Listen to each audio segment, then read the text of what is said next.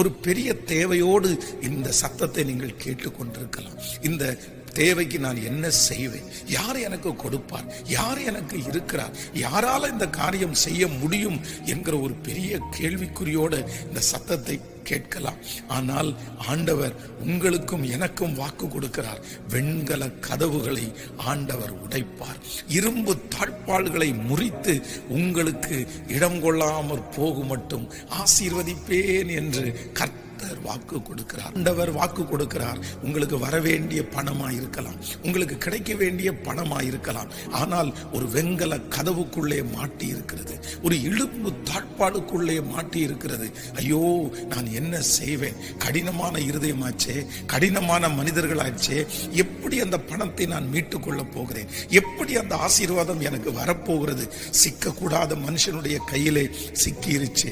ஐயோ, நான் அந்த மனிதனுடைய கையிலே எடுக்க முடியாது. ஆனால் ஆண்டவர் இன்று வாக்கு கொடுக்கிறார்.